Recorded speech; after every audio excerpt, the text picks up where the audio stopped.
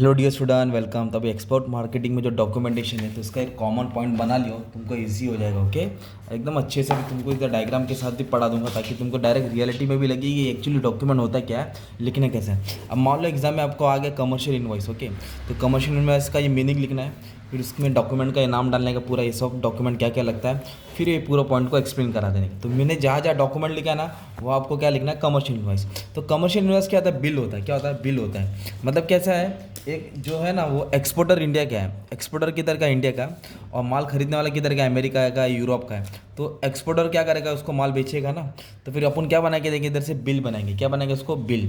तो क्या कितना माल बेचा, क्या क्वांटिटी था, क्या प्राइस था, तो उसको ही बोलते हैं commercial invoice. It is the statement of sales account. Sales मतलब माल बेचा, प्रिपेयर बाय एक्सपोर्टर, मतलब इंडिया वाला बनाएगा, अपन एक्सपोर्ट कर रहे हैं। It is the exporter bill. ये कौन बनाता है, एक्सपोर्टर बिल बनाता है फॉर द एक्सपोर्ट गुड। हमने इतना माल एक्सपोर्ट किया है, that is to be paid by the importer. Importer इतना रुपया अपनों को पे करेगा। It consider detail has to the quality. इसमें क्या रहेगा, क्वालिटी रहेगा, क्वांटिटी रहेगा, वैल्यू रहेगा, डिस्क्रिप्शन ऑफ गुड्स है ना। ये होता है कमर्शियल इनवॉइस। तो कमर्शियल इनवॉइस में क्या क्या है, डॉक्यूमेंट रहता है, name and address of the exporter रहता है, name and address of the importer रहता है, डिस्क्रिप्शन ऑफ गुड्स रहता है, क्वांटिटी, क्वालिटी, वेट है ना, वैल्यू ऑफ गुड, डिस्काउंट है, टर्म्स एंड कंडीशन है ना, सिग्नेचर ऑफ द एक्सपोर्टर, ये सब डॉक्यूमेंट रहता है। ये डॉक्यूमेंट शिपिंग और बिल ऑफ लीडिंग में रहता है, इसको बाद में देखेंगे। तो आपने क्या किया, कमर्शियल इनवॉइस को समझा, ये डिस्क्रिप्शन लिखा। अब कमर्शियल इनवॉइस क्यों बनता है, ये डॉक्यूमेंट का इंपॉर्टेंस क्या है। तो इधर मैंने जहाँ जहाँ डॉक्यूमेंट लिखा है ना, आपको यहाँ क्या वर्ड यूज़ करना है, कमर्शियल इनवॉइस। तो कमर्शियल इनवॉइस एक ऐसा डॉक्यूमेंट है जो बहुत काम का है। सबसे पहला ये काम कहाँ आता है मालूम है, कस्टम क्लियरेंस। अगर मतलब ये डॉक्यूमेंट नहीं रहेगा ना, देखो ये अपना मुंबई का रोड है, ये डॉक है, इधर समुंदर है, मतलब इधर दूसरी कंट्री है, तो तुमको डॉक के अंदर आना ही नहीं देगा, क्लियरेंस ही नहीं होगा, तुमको माल को लोड करने ही नहीं देगा। तो माल को लोड करने के लिए आपके पास क्या होना चाहिए, पावती होनी चाहिए। पहली पावती कौन सी है, commercial invoice. Copy of commercial invoice is required for the exporter for custom clearance at the port of shipment. Shipment के लिए क्या चाहिए, क्लियरेंस करने के लिए आपको इनवॉइस का डॉक्यूमेंट होना चाहिए। फिर क्लेमिंग इंसेंटिव्स, गवर्नमेंट क्या है ना, एक्सपोर्टर को इंसेंटिव देता है, बेनिफिट देता है, माफ देता है। अब तुम्हारे पास बिल ही नहीं रहेगा तो तुमको काहेगा इंसेंटिव मिलेगा। The exporter require a copy of commercial invoice to claim incentive, duty drawback है ना, टैरिफ, प्रेफरेंशियल टैरिफ, ये सब कुछ भी क्लेम कर सकते हैं। फिर रिकॉर्डिंग एंड फाइलिंग क्या दिया है, रिकॉर्डिंग एंड फाइलिंग दिया है। इसका मतलब क्या होता है, और कॉपी ऑफ कंज्यूमर ये commercial invoice is required for the exporter to receive payment from the importer. अगर बिल रहेगा तो सामने वाला पेमेंट देगा ना। Such recording and filing is required for future reference, future में काम आने वाला है। तो ये फायदा हो गया ना, custom clearance, claiming incentive, recording and filing. Title of goods, title of goods का मतलब क्या होता है, जो डॉक्यूमेंट होता है commercial invoice provide the title of goods, मतलब वो किसके नाम पे गुड्स जा रहा है। Therefore this document help the importer to take the position of good.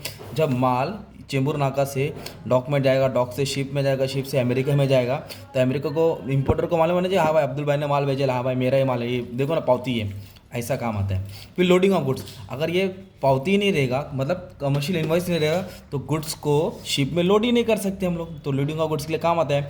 Custom and clearing house agent, custom authority ये डॉक्यूमेंट देके फिर अंदर आने देगा। प्रूफ ऑफ ओरिजिन, कि ये बंदा ये चीज़ इंडिया का बना है ना, ओरिजिन मालूम पड़ जाता है कि ये गुड्स इंडिया में मैन्युफैक्चर है। और ये अदर डॉक्यूमेंट बनाने काम आता है। अदर डॉक्यूमेंट बोले तो क्या क्या, shipping bill, bill of lading, certificate of origin, consular invoice, और फिर कितना फ्रेट देना है। तो ये कॉमन इंपॉर्टेंस हो गया, मतलब हर आंसर में तुमको ये लिखना है, ये डिपेंड करता है कितना लिखना है। अब एग्जाम में मान लो ये आएगा शिपिंग बिल। तो शिपिंग बिल क्या होता है, देखो नाम से मालूम पड़ता है शिपिंग बिल, मतलब ये जहाज़ है ना, क्या लिखा है मैंने, ये जहाज़ का नाम लिख दिया ब्लैक पर्ल। ब्लैक पर्ल, जिसको जहाज़ मालूम है ब्लैक पर्ल, कहाँ नाम सुना है बताना है मेरे को। ओके, तो ब्लैक पर्ल एक जहाज़ है। तो क्या करेगा वो झूला झुलाएगा या नहीं, वो क्या करेगा, एक्सपोर्टर को हेल्प करेगा, गुड्स को लोड करके दूसरी कंट्री पे पहुंचाएगा। तो ये कॉन्ट्रैक्ट बनेगा शिपिंग कंपनी और एक्सपोर्टर, शिपिंग कंपनी और एक्सपोर्टर, ये कस्टम ऑफिस है।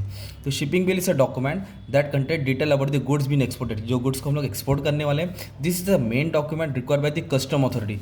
कस्टम वाला देखिएगा भाई किसका माल कहाँ जा रहा है, कौन से शिप में जाएगा। ओके, डिट grants permission for shipment of goods, ये क्या देता है, परमिशन चाहिए कि तेरा माल लाद दे। तो इसमें स्टैम्प रहता है, कस्टम चेक करते हैं, कार्गो को लोड कराते हैं, कार्टेड मतलब अंदर आने देगा डॉक के, और इसके लिए 5 कॉपी लगता है। फिर ये लिखने का, तो शिपिंग में क्या लगता है, name of address importer, exporter डाला, क्वालिटी डाला, शिपिंग कंपनी कौन सा शिप है, name of the exporter, importer, ship, voyage कहाँ से आएगा, कितने पार्टी, कितना पैकेज। फिर यही पॉइंट उठा के डाल देने का, जिधर जिधर डॉक्यूमेंट है ना उधर आपको डालने का है शिपिंग बिल। So simple. अभी ये बिल ऑफ लेडिंग, ये चूहा की लेडी नहीं है, वो वाला नहीं है। बिल ऑफ लेडिंग का मतलब होता है it is a document issue bye shipping company, ये शिपिंग कंपनी इश्यू करता है upon the shipment of goods. क्या बोलता है कि तेरा गुड्स में शिप कराऊंगा, क्या कराऊंगा, शिप कराऊंगा। ओके, किधर, it is a contract between exporter and shipping company, मतलब ना ये देखो ये शिपिंग बिल क्या है, शिपिंग बिल क्या है कि तुम्हारा माल एक्सपोर्ट होने वाला है, और बिल ऑफ लेडिंग तुम्हारा माल जहाज में जाने वाला है, जहाज में शिप में जाएगा। Okay, it is a contract between exporter and shipping company. किसका कॉन्ट्रैक्ट बनता है? एक्सपोर्टर और शिपिंग कंपनी।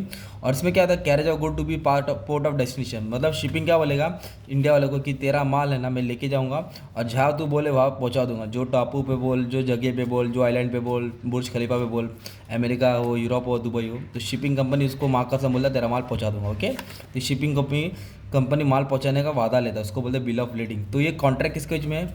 एक्सपोर्टर और शिपिंग कंपनी। तो ये डॉक्यूमेंट डाला और ये पॉइंट सेम डाल दिया ना, कस्टम क्लियरेंस इंस्टेंटली मिलेगा डॉक्यूमेंट से। फाइलिंग काम आता है फ्यूचर रेफरेंस के लिए, टाइटल ऑफ गुड्स इंपोर्टर को गुड्स को लोड करने में काम आता है, प्रूफ ऑफ ओरिजिन, ये सब है। अब एक दिया certificate of origin. Certificate of origin का मतलब होता है कि ये जैसे कि मान लो एक प्रोडक्ट है, ये इलेक्ट्रॉनिक प्रोडक्ट है, तो ज़्यादा करके इलेक्ट्रॉनिक प्रोडक्ट पर निकलता है मेड इन चाइना, है ना। तो मेड इन चाइना का मतलब होता है कि गुड्स चाइना में बने। वैसे ही हर कंट्री डिमांड करती है, जैसे कि हम इंडिया में वाले हैं, हम दुबई को क्या दे रहे हैं? कुछ प्रोवाइड कर रहे हैं, तो दुबई वाले वाल हबीबी हम तुमको पैसा देती, तुम हमको वो चीज़ देती जो जिस पे इंडिया की नाम होती। अगर इंडिया की नाम नहीं होती हम तुम्हारा चीज़ नहीं खरीदती। तो बस सर्टिफिकेट ओरिजिन इससे document that certify the country of origin. इसमें कंट्री का नाम मेंशन होना चाहिए कि ये गुड इस जगह से बन गया है, जैसे कि चाय पत्ती made in India. This certificate is issue bye chamber of commerce.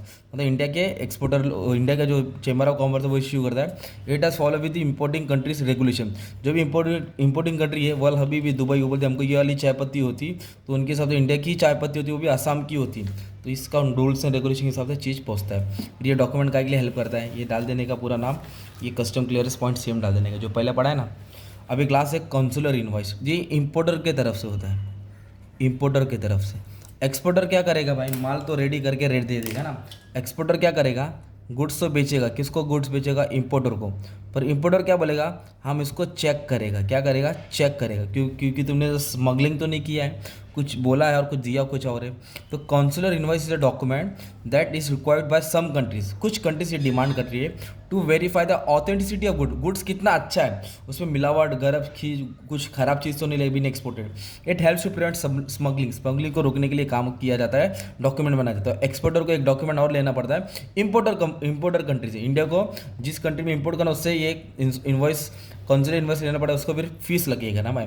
The exporter to पे द सर्टेन फीस, वो फीस देना पड़ेगा इन्वॉइस लेने के लिए। क्यों देना पड़ेगा इंपोर्टिंग को मालूम है क्या? ताकि वो मिल गया ना वो कॉन्सुलर इन्वॉइस, तो क्या हो जाएगा मालूम है? तुम्हारा क्लियरेंस फटाफट हो जाएगा, तुम्हारा माल को रुकेगी नहीं।